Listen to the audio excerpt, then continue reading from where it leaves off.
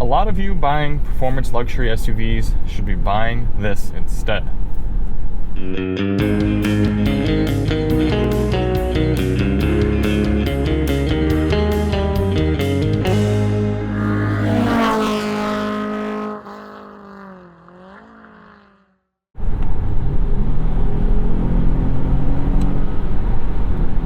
Hey everybody, it's Charlie from Daily Motor. Today we're driving around the 2021 Volvo XC60 T8. The name's a little confusing on this one because according to some literature this is the Polestar engineered model, but I think that's a stupid name, especially considering there's no T8 that's not Polestar engineered, so why not just call it the XC60 T8. Now this is a pretty awesome car. A lot of people have been paying attention to Volvo lately, and if you haven't been, you should start tuning in because they've been doing a lot of things really well. The cars look good, the interiors are good, comfortable, premium materials, just a nice place to be. The powertrains are good for a real world type of driving and situation, and everything's nice about it. The driving experience, the steering's well weighted. It's just a good car overall. Now this one is a little bit pricey. Coming in at about $71,000 in this Polestar engineered trim. It is for a select buyer. And that kind of raises one of the few complaints I have about the Volvo models is that they don't provide a plug-in hybrid option in a non-performance, non-premium package. It'd be nice to see a T7 or I don't know what kind of T they want to call it, but something that's like a 250 horsepower plug-in hybrid option, maybe 30 miles of electric range, 25 or 30, and allows you to get into that nicely executed plug-in hybrid powertrain without needing 400 horsepower, without needing the Owens adaptive dampers or adjustable dampers, things like that, without getting these huge 21-inch wheels on summer tires. I think that would speak to the Volvo ethos a little bit more. But today we're talking about this performance model. I wasn't expecting the XC60 to drive this well in performance, guys. I spent a good amount of time in the XC60. It's a very pleasant car. T5, T6 powertrains. It's plenty competent. It's good for a lot of sort of driving situations. But I didn't expect this one to be quite as engaging as it is. You can actually hustle this car. Those are some really big bumps back there. If you've watched a lot of our videos, you've probably seen me go over them before, and sometimes I completely hop up and down because of that big whooper bump back there, but this handles it really nicely. Unfortunately, the temperature is a bit cold today, 40 degrees. Just had some snow and rain mix here in Michigan, so I'm not gonna really be able to floss this thing. You see we're getting some wheel spin right there at 45 miles per hour at full throttle. Let's do a 60 to 0 hard brake. Very composed, even with our limited traction. And then we'll do a launch. Actually, we'll go over to Polestar engineered mode for the launch. Gets the engine going.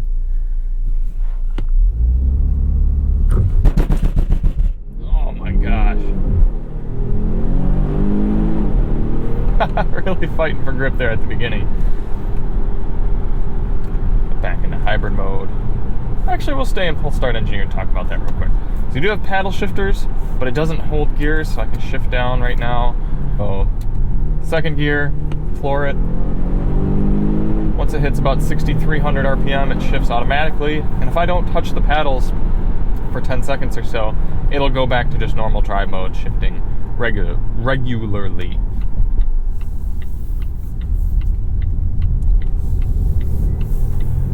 As you can see, still in D3 now. Maybe it just senses what kind of driving you're doing.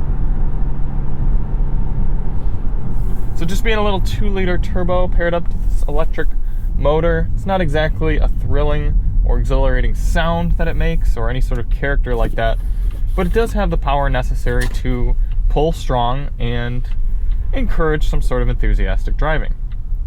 I think this car is really good for someone who wants to have those performance figures on paper and say that they've got the sporty model and use it sometimes, but they don't need their daily driving to be a look at me show off fest all the time. You don't need 485 horsepower of fire-breathing V8 just to do your daily commuting.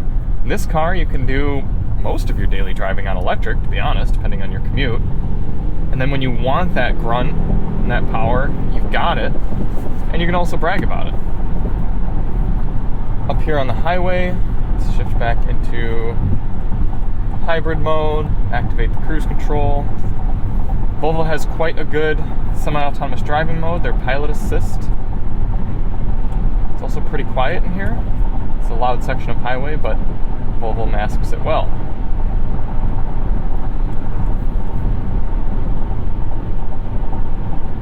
See, I've got my hands totally off the wheel. The car is just piloting right around this corner. It's actually slowing down because of this vehicle as well. Apply some steering.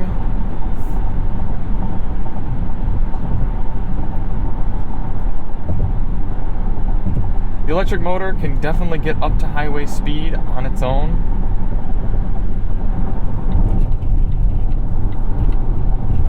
But you have to modulate the throttle just right if you don't want that gas engine to kick in. You can shift over to Pure, which will operate entirely like an electric vehicle, unless you give it 100% full throttle and kick into that kickdown pedal, in which case the gas motor will kick in.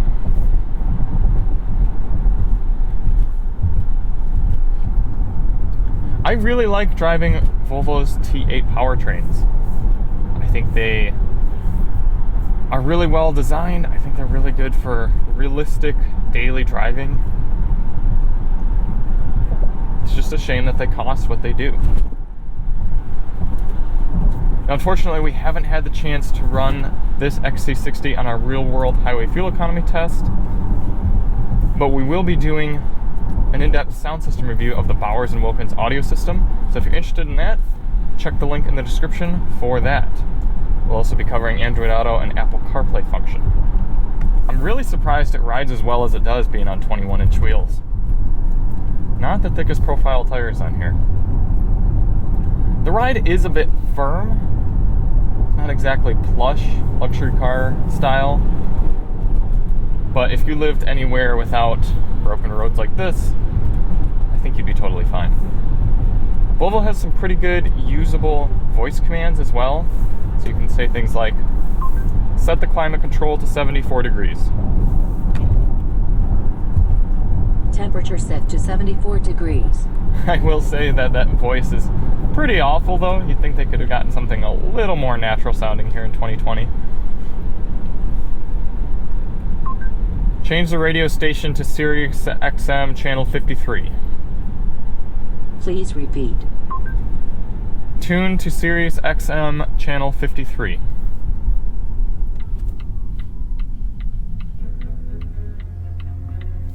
Well, it went to channel 76, so maybe it's not as good as we thought. Overall, I like Volvo's Sensus infotainment system. They've been making it faster over the years. It does still have a bit of a learning curve, but once you get used to it, I think it's a pretty intuitive layout. Much better than some of the other offerings, but maybe not the best system on the market. Another thing I like about Volvo's T8 powertrain is how many different usability modes it's got. It's got your standard, just get in and drive hybrid mode. It's got the pure all-electric mode like I showed you, and the Polestar engineered mode, which kind of keeps it in power. Then you also can slide over here and do EV hold, which will keep your charge right where it's at. So right now we're at about a quarter battery left, and it'll drive just to keep it there. Or you can put it into full charge mode, and then it'll use no electric power, all gas, and it'll work its hardest in all sorts of driving to charge your battery back up. And that's really nice. Say you're driving on the highway, getting to a destination, you're doing the type of driving that's better done on gas than electric. You can charge your battery up so that once you get into town and you'd rather be driving around on electric, which is much more efficient at low speeds, then you can charge the battery up then and save your electricity for later. Just nice that being a plug-in hybrid powertrain, the Volvo allows you to have control over those sort of things. Unlike vehicles like the Pacifica, that it's kind of like all you can do is get in and drive it. There's not really any control over your charge levels. Overall, Volvo actually gives you a lot of control over the different vehicle functions. You can turn on and off just about all the active safety features. You can even switch to normal cruise control over there. That's pretty nice. I really appreciate that for 2021 we've got wireless device charging. That was one of my biggest complaints with Volvo interiors, is that they looked great, they were overall quite functional, but they were lacking wireless device charging. Boom, you got it now. It's a nice grippy surface, and it's even got little raised bumps here, probably to help with just the smallest amount of device cooling, and maybe some grip as well. So nice execution from Volvo. There's very little to complain about with this car. Like I said, the ride's a little bit firm. There are a few times when shifts from electric to gasoline, when the motor's firing up, it's not the smoothest, but they're all pretty small complaints. If you can afford it, if a vehicle like this is within your budget, and it's what you'd like to spend your money on, I can only recommend it. You can also drive around in B mode, which adds a little bit of regeneration. It's not full one-pedal driving like you might get from some full electric vehicles, but the electric motors do work a little bit stronger to pull you down, get you to a stop, making it less often that you have to actually utilize the brake pedal. That's how I do most of my driving in TA powertrains. Nice big panoramic sunroof, nice to see. Backup camera also works very well. Throw yourself in, you've got this good resolution rear view, and then you click here and you've got your 360. So all around the vehicle superimposed, and you can click on the individual cameras as well. So you can see forward, you can see up to the curb as you're pulling up as well. Nicely done. Let's talk a little bit about the interior. Very premium materials everywhere. You've got this nice metal finish covering up cup holders, and the small one covering up a very small storage section, as well as a 12-volt outlet. This big piece of aluminum going all the way through the cabin. Very cohesive Scandinavian design.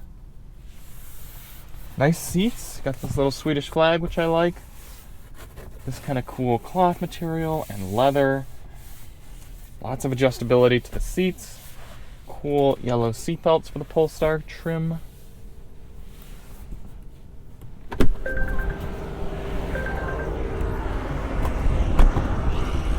Hopping in the back. Plenty of room for a 5'10" person. I've got headroom, knee room, good recline to the seat. I could sit back here for quite a while. Pull this big center armrest down, and you've got a grippy section for maybe a phone or something. Some cup holders, and a little center storage area. Bit of a shame not to see any heated seats back here, but not the end of the world. You do have 2 USB-C ports for power. And then these rear seats fold back very nicely, and you get quite a flat load surface to the back. You also have a little expansion port here for skis, a little pass-through. Very usable. Coming in the back.